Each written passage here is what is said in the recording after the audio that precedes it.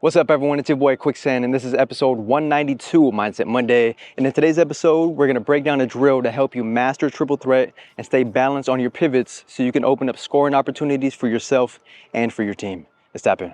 First and foremost, we have to master our foundation. So the footwork is gonna be so important in becoming a better basketball player. So I want you to throw the basketball up to yourself, and I want you to jump stop. So as you can see, I'm at the free throw line. I have a couple cones here set up just as a dummy defender. Throw the basketball up to yourself, jump stop, landing on 2 feet at the same time. When you land on 2 feet at the same time, it gives you a lot of power in your core, it gives you a lot of balance in your footwork, and allows you to choose whichever pivot foot that you want. So in this instance, I'm gonna use my right foot as my pivot. So now I can move around on the right foot without lifting it. Once I lift it, it's gonna be a travel. Okay, so let's see the other side of it. Jump stop right here. Now I'm gonna use my left foot as my pivot. So now I'm going around on the left foot. So now let's talk about the difference between a jab and a pivot. A jab is a quick fake or quick step in one direction that gets the defense to react, and it allows you to create space for your shot and for even passes to your teammates. So jabs. Quick footwork. You can bring the basketball with you on that step, or you can keep the basketball here on your hip, protect it, and get into these quick steps and fakes. Now a pivot, if I land on 2 feet, a pivot is what I told you earlier, right? Picking your left foot as your pivot, and now we're moving around, keeping the basketball away from this defender that's guarding me, and I'm trying to create different angles for passes. I'm trying to create space away from this defender for the shot. So knowing the difference is gonna help you out a lot. And we're gonna go over different ways to jab and to pivot. Now I'm gonna show you a couple of different examples with the bucket at the end. So land on 2 feet at the same time, protecting the basketball, jabbing, keeping the ball away from that defender.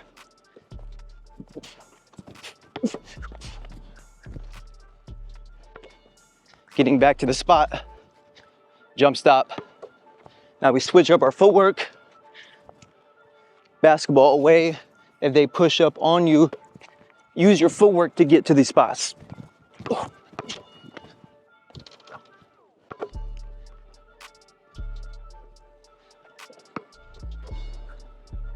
Jab right, shot fakes.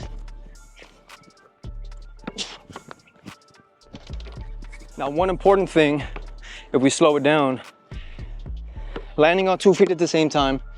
Now I'm gonna establish my left foot as my pivot, and I wanna go towards my right. So what you have to be careful of is not lifting your pivot foot before you go. So if I'm like this, I'm getting my jabs in, and I start to take off, if your left foot leaves before you dribble, it's gonna be called a travel. So you have to put the basketball down first, and then you go. And one of the easiest ways to avoid the travel is to use the hand where your pivot foot is. So my left foot is my pivot. I'm gonna go almost like a crossover into this space over here. So that way you never lift this foot before you dribble. If you start getting into the right hand, which is this way, then you naturally just start to lift that foot. So again, using that inside hand and then going. You can also, if you want to go right, jump stop, use your right foot as your pivot, and now my left foot is free. And if I want to go to the right, you can just do a cross step and then get into your dribble from there. So now you're here and you're established with this foot.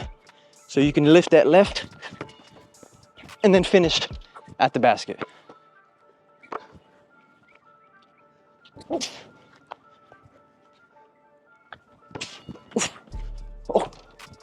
So I'm gonna get specific and show you a couple jabs and pivots that you can use depending on how the defense is playing you. So if I land on 2 feet at the same time, jump stopping from here, if the defender pushes up close to you and tries to block your space, what you can do is put your foot, your open foot, the foot that you can jab with, in between their leg, and now using your hip and your arm to push them forward without extending, and now you have the space once you come back for either the shot, the attack, or even the pass, okay? You can also if they start to pressure you one way like this, you can start to jab this way. Now, if they don't step over, you're gone. If they do step over, so if you get into this jab right here and they step over this way, you can spin all the way around, and now you have this open space to either, again, shoot it, floater, layup, or attack the basket. If they are in this stance to straight up, I got into the left right on that one. You can get into a jab going towards the right. So just simple faking towards the right. Now, if you fake once and they don't bite, they stay there, you can take off because their feet are planted and they're not ready to play defense. Or if you jab and they don't move, they just stand in that same spot. If you feel confident in your shot, let it fly. So along with the right side jab, you can get into jab right and go left. On any jab and pivot that you do, you have to sell it with your eyes, with your footwork, with your hips, and with your shoulders. So if you just do your jabs like this, no one's gonna fall for that. No one's gonna believe that you're going in that direction. But if you get everything involved and you step in that direction and you have the body language like you're gonna take off, then you have a better opportunity to open up space for yourself for the shot, or for even the passes to your teammates. Moving it up to the three-point line, getting different jabs and pivots, being under control. We're not rushed on our footwork. We're poised, under control, and making good reads.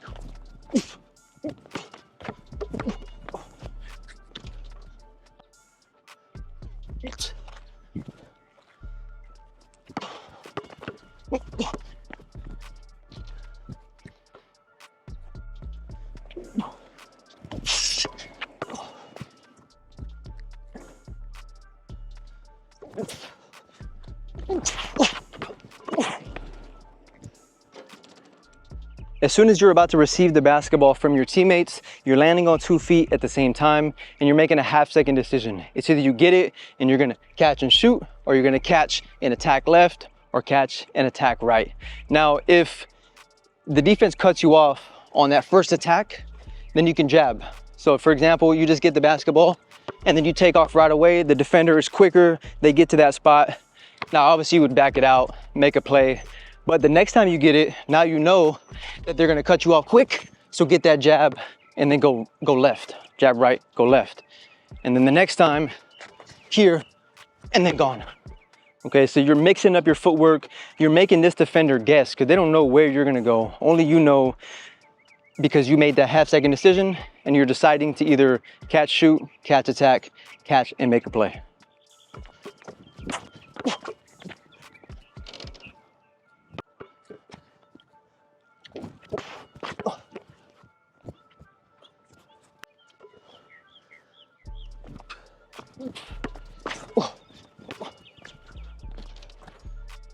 So whether you're practicing from the top of the key, the free throw, or the 2 wings, the goal when you're working on these moves is to mix up your moves every time. Mix up your footwork, mix up your jabs, mix up your finishes, whether it's a floater, layup, jump shot, even shooting from the 3, every single time. That way you're learning how to adapt and you're learning how to really think like you would in a real game. And also start imagining this defender is guarding you, and then you have help defenders. So you can't just do simple moves that are not gonna work. You have to really try to work through game intense speeds. So let's see it, jump stop.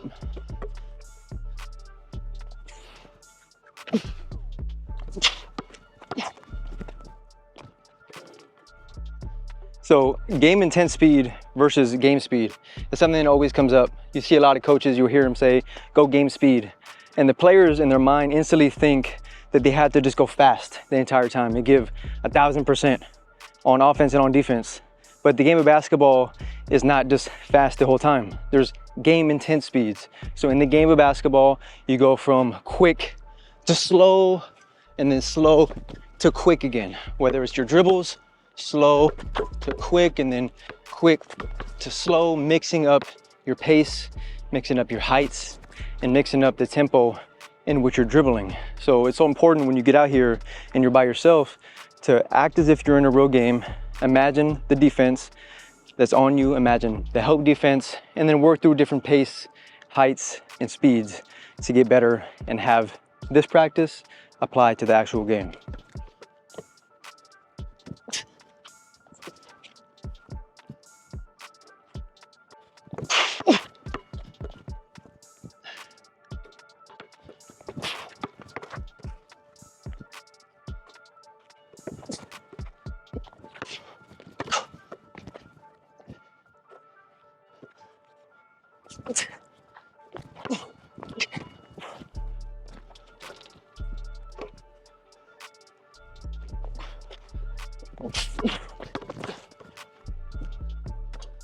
And that's a wrap for this video. Thank you all for watching. Drop a like, comment, and subscribe, and hit that bell so you don't miss another drop.